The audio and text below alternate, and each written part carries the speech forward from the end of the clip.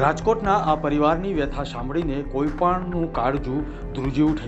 જે દીકરી પોતે ડૉક્ટર બનીને લોકોની સેવા કરવા માંગતી હતી તે આજે ભણતર છોડીને પિતાના ન્યાય માટે સોશિયલ મીડિયા પર આજીજી કરી રહી છે। ધોરણ 9માં ભણતી ખુશી સોલંકીનું સપનું એક સર્જરીએ છીનવી લીધું। પરિવારનો આક્ષેપ છે કે શિવ હોસ્પિટલના ડૉક્ટર કામિલે સામાન્ય ચાંદી હોવાનું કહીને કેન્સરનું ઓપરેશન કરી નાખ્યું। 50,000ની વાત થઈ હતી પણ બિલ રૂપિયા 4 લાખ પડાવ્યું। પરિવારની આ વ્યથા સીએમઓ અને પીએમઓ સુધી પહોંચે તેવી અપીલ તેઓ કરી રહ્યા છે। તેમના પિતાની હાલત સુધારવાને બદલે દિવસે દિવસે વધુ લથડી રહી છે। આવો જોઈએ રાજકોટથી મિલન ત્રિવેદીનો ખાસ રિપોર્ટ। હું જ્યારે મારા પપ્પાનું ઓપરેશન કરાયું હતું ત્યારે તો પૈસા હતા ત્યારે હું ભણતી હતી, બધું સરખું જ હતું। ઘરમાં પણ મારી મમ્મીને કામ કરવાની જરૂર નહોતી, પણ જ્યારે ધીરે ધીરે પછી કેટલું ઘણું થાય, પછી મારા પપ્પા બિચારા કંઈ ખાઈ નહોતા શકતા, કંઈ પી નહોતા શકતા, તો ધીરે ધીરે આખા શરીરમાંથી બધું ઉઈ ગયું, રસી એટલા નીકળે એટલે એવું બધું થઈ ગયું। પછી બિચારા પપ્પા હાલી ન શકે તો કામ શું કરી શકે? એક ડ્રાઈવર હોય એ હાલી ન શકે તો હરકેટમાં બેહીને આખા રાતના ઉજાગરે બધું કેમ કરી શકે?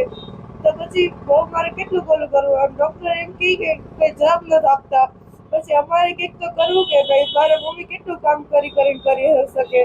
એટલે પછી મેં વિચાર્યું કે જે વિડીયો મૂકું તો કોક ઓલું કરે તો મારા પપ્પાને કંઈક તો સારું થાય, કંઈક તો ઓલું થાય। હવે ભણવાનું હતું તો મારી મમ્મી ઘરનું કેટલું બધું કરે કે પછી મારે ભણવાનો ખર્ચ પડે, કેટલું કરવું હવે પછી? બેન, તને કેટલું દુઃખ થાય? ભણવાનું મૂકવું પડ્યું, આગળ શું બનવું હતું તારે? આગળ તો મારે ડૉક્ટર બનવું હતું, પણ પૈસા જ ન હોય તો ભણવાનું મૂકી દેવું, અને ભણવાનું આપણે એટલું ગમતું હોય તો મૂકી દેવાય તો કેટલું દુઃખ થાય। શું માંગ છે તારી? મારી માંગ એટલી જ છે કે બસ આજા કરી દો મારા પપ્પાને, એટલે જીરીક આગળ મારા ઘરના કંઈક પરિસ્થિતિ સારી થાય। બિચારી મારી મમ્મીને તો કંઈક ઓલું થાય, એ આખી રાત હું જોઉં કે આખી રાત એ કામ કરે, કોઈ દી હરખો આરામ ન કરી શકે, તો બિચારીને તો કંઈક ઓલો આરામ મળે એટલી જ માંગ છે। બસ હવે હું કરી દો। બેન, કેટલું દુઃખ થાય તારા પપ્પાની આ હાલત જોઈને? દુઃખ તો બહુ થાય, પણ હવે કોને કેવું કોને ન કેવું? ડોક્ટરની કેટલી બેદરકારી કહેવાય બેટા? ડૉક્ટરની તો ખૂબ બેદરકારી કહેવાય કે એને આવું કર્યું તો એ પછી હરખો જવાબ એનાથી દેવાતો નથી। એમ કે તમે અમારે આવતા નહીં, આમ ને તેમ ને, પછી અમારે શું કરવું? એમ કે તમારા ઉપર દાવો કરી દેવું, તો હું કામ દાવો કરી દેવું? અમારે શું વાંક હતો એમાં? એને આવું કર્યું તો અમારે ભોગવવાનું જ છે ને। નામ છે તમારું? પાયલબેન જીતુભાઈ સોલંકી। બેન, તમારે શું બનાવ બન્યો તો? કયા હોસ્પિટલમાં ગયા હતા? શું સર્જરી હતું? મહાપૂજા ધામ ચોક શિવ હોસ્પિટલ, ડૉક્ટર કામિલ રાજપરી। ખાલી જો મારા ઘરવાળાને છે ને ઓઠે ચાંદી જતી ને એમ કીધું કે બેન નોર્મલી સર્જરી કરવાની છે, અને અંદર જઈ અને પેલા તો 50,000ની જ વાત થઈ હતી, અંદર લઈ ગયા પછી કે હવે આપણે કેન્સર આવ્યું, કેન્સરનું ઓપરેશન કરવું પડશે ને 4 લાખ રૂપિયા થાય। તોય મેં આ પાડી દીધી કે વાંધો નહીં, હાજા થઈ જાય ને તો કાંઈ વાંધો નહીં એમ, પણ ઓપરેશન કરાવ્યું 1 વર્ષ ને 1 મહિનો થયો તોય હજી કાંઈ સારું નથી। ખાઈ શકતા નથી, પી શકતા નથી ને હાલી શકતા નથી એમ। તો હવે તો જઈને અમે થાકી ગયા, તો ત્યાં જઈએ તો હવે કાંઈ સરખો જવાબે આપતા નથી, અને એમ કે અમારે હોસ્પિટલે આવવું નહીં। મારે એક છોકરો ને છોકરી છે, મેં મારી છોકરીને ભણતી હોત ઉઠાડી લીધી, હવે મારી પરિસ્થિતિ નથી એને ભણાવવાની। બેન, અત્યારે ઘરનું ગુજરાન કઈ રીતે ચલાવવું? જો હું હવે ઘરની બાયણે કોઈ દી નીકળી નથી, છતાંય હું ઘરકામ કરવા જાઉં અને રાત્રે સિક્યુરિટીમાં જાઉં, 200-300 રૂપિયા આપે ને એવી રીતે હું મારું ઘરનું ગુજરાન ચલાવું એમ। અને એ ડૉક્ટર તો હવે કાંઈ એટલે કાંઈ જવાબ જ દેતા નથી એમ। છતાંય હવે 2-3 વખત ગયા ને તો અમારા ઉપર દાવો કરવાનું કહે કે હવે આવશો તો હું તમારા ઉપર દાવો કરી દઈશ। તમે કઈ ફરિયાદ કરી છે?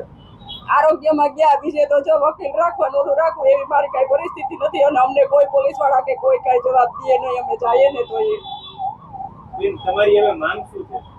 મારા ઘરવાળાને હાજો કરી દે, બીજી મારે કાંઈ જરૂર જ નથી એમ। એને હાજા કરી દે, એ કામે ચડી જાય ને, જો ડૉક્ટર કીધે કાંઈ ભૂલ થઈ હોય તો એને હરખી સર્જરી કરી દે, બીજું કાંઈ નહીં। બીજું ડૉક્ટરના કરમ જાણે, હું બીજું કાંઈ પૈસા લેવાની કાંઈ વાત જ નથી કરતી। હરખું એને ઓપરેશન કરી અને એને હાજા કરી દે, એક જ મારી માંગ છે, બીજી કાંઈ મારી માંગ છે નહીં। કેટલું દુઃખ થાય? દીકરીને ભણતર મુકાવવું પડ્યું, ઘણું દુઃખ થાય, રોજ ઓલું કરીએ પણ રોજ કોને બતાવવા જાવું? કોઈ તો કઈ સાથ સપોર્ટ કરવા રોજ તો આપણી ઘરે આવે નહીં। મારી છોકરી એ રોજ રોવે, મારો છોકરો એ રોવે કે મમ્મી મારે ભણવું, મારે ડૉક્ટર બનવું, પણ હવે મારી એવી કાંઈ પરિસ્થિતિ નથી કે હું મારા છોકરાને ભણાવી ગણાવી શકું એમ।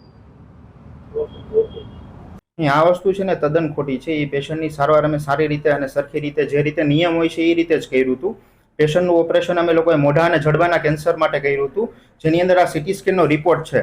આ સીટી સ્કેનનો રિપોર્ટ હું એમને આપી દઈશ જો હોય તો. આની અંદર લખેલું આમાં છે જ કે કેન્સરની આકાર કેવડો મોટો હતો, અને પેશન્ટની બાયોપ્સીનો રિપોર્ટ પણ મારી પાસે છે, જે આપણે રાજકોટ કેન્સર સોસાયટીમાં કરાયો હતો, અને એને ચોથા સ્ટેજનું કેન્સર હતું જે હતું એ. અને એમાં પ્લાસ્ટિક સર્જરી અને જે રીતે નિયમ પ્રમાણે ઓપરેશન થવું જોઈએ અને એની સારવાર થવી જોઈએ એ રીતે થયેલ છે.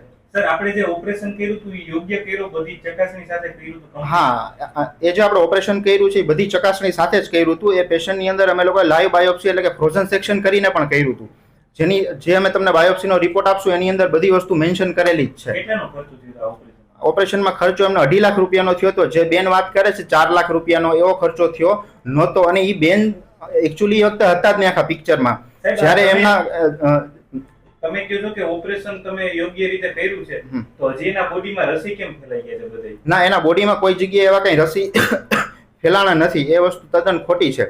બરાબર, અમુક ટાઈમે માઇનર એવું ઇન્ફેક્શન કે કઈ રહેતું હોય છે, બાકી એના બોડીમાં એવા કોઈ રસી ફેલાણા નથી. એ તો એવું કહે છે કે હું અસ્વસ્થ કામ કરી શકું તેમ નથી, અને મને બધે અત્યારે રસીનો ફેલાવો થઈ ગયો છે, અને ઘરની પરિસ્થિતિ સારી નથી, એટલે એની દીકરી છે ને ભણતર મૂકી દીધું છે. ને આ વસ્તુ તદ્દન ખોટી છે. એમને કોઈ એવો કઈ પ્રોબ્લેમ નથી. એ લોકોની માંગ એવી છે કે તમે યોગ્ય સારવાર કરી આપો. અત્યાર સુધી મેં જે પણ સારવાર કરી છે યોગ્ય કરી જ છે. અને જ્યારે એમનું ડ્રેસિંગ કરવાની જરૂર હતી ત્યારે મેં એમને બોલાવીને ડ્રેસિંગ કરવા માટે કહેલું હતું, પણ પેશન્ટ ક્યારેય ડ્રેસિંગ કરવા માટે આવ્યું નથી. એ દર 2-3 મહિને આવે છે ખાલી બતાવવા માટે, બાકી ક્યારેય ડ્રેસિંગ કરવા માટે આવતું નહોતું. અને બીજી વસ્તુ કે જ્યારે એ પેશન્ટ આવ્યા હતા જીતુભાઈ, એમના ફ્રેન્ડ સાથે ઓપરેશન કરવા માટે આવ્યા હતા. એને અમને જણાવેલ હતું કે મારા ઓપરેશન વિશે આ માહિતી મારી વાઈફને આપતા નહીં, એટલે કે જે બેન બોલે છે એને આપતા નહીં. એટલે એ બેન એ વખતે પિક્ચરમાં હતા જ નહીં. અમારી પાસે જે કન્સન્ટ ફોર્મ છે એની અંદર પણ એ બેનનું નામ કોઈ જગ્યાએ નથી. એમના ફ્રેન્ડે જ સાઇન કરી છે કન્સન્ટ ફોર્મમાં પણ, જે અમે ઓપરેશન પહેલા કન્સન્ટ લેતા હોય એની અંદર. સાહેબ, હવે આ પરિવારની એવી માંગ છે, જો એનું યોગ્ય ઓપરેશન નહીં થયું હોય તો આપ કરી આપશો ફરીથી? અત્યારે એમની જે કન્ડિશન છે એ સારી જ છે, અને એમાં ફરીથી કઈ ઓપરેશન કરવાની જરૂર લાગતી નથી. લાગશે તો આપણે જોઈ લેશું, જો થતું હશે તો કરી આપશું. સર, પરિવાર દ્વારા એવો પણ આક્ષેપ કરવામાં આવે છે અમૃતમ કાર્ડથી સરકાર દ્વારા જે આપવામાં આવે છે તેનું હોસ્પિટલે ના પાડી દીધી, રોકડ રકમમાં જ વ્યવહાર કરવાની વાત કરી. નહીં, 100%. કારણ કે અમારી શિવ હોસ્પિટલ છે, અહીંયા કોઈ પણ જગ્યાએ શિવ હોસ્પિટલની અંદર કોઈ પણ કાર્ડ ચાલતું નથી. અહીંયા પીએમજે કાર્ડ ચાલતું નથી. અને મેં પેશન્ટનું જ્યારે ઓપરેશન કર્યું હતું ત્યારે મારું નામ પણ પીએમજે કાર્ડમાં હતું જ નહીં. એટલે હું કોઈ પણ જગ્યાએ પીએમજે કાર્ડમાં ઓપરેશન કરી શકું એમ હતો જ નહીં એ વખતે. મારું નામ પછી જ પીએમજે ની અંદર ચડ્યું છે. સર, આ સર્જરી કરાવ્યા બાદ તમે કે પીએમજે યોજનામાંથી કે કોઈ મા કાર્ડમાંથી અલગથી 1.5 લાખ રૂપિયા 1.5 લાખના ચેક પેટે ખર્ચો કરાવેલ છે? આમાં કેવું હોય છે કે મારું કામ ખાલી સર્જરી કરવાનું હોય છે. સર્જરી પછી અમે લોકો પેશન્ટને રેડિયેશન માટે એના અલગ સેન્ટર માટે મોકલી દેતા હોઈએ છીએ.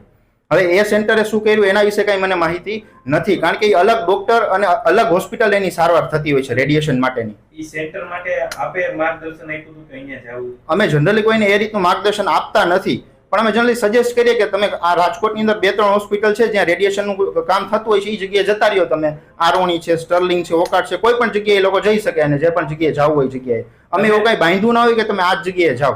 તમે તો યોગ્ય સારવાર કરી? મેં તો યોગ્ય સારવાર કરી છે અને મને પૂરેપૂરી ખાતરી છે.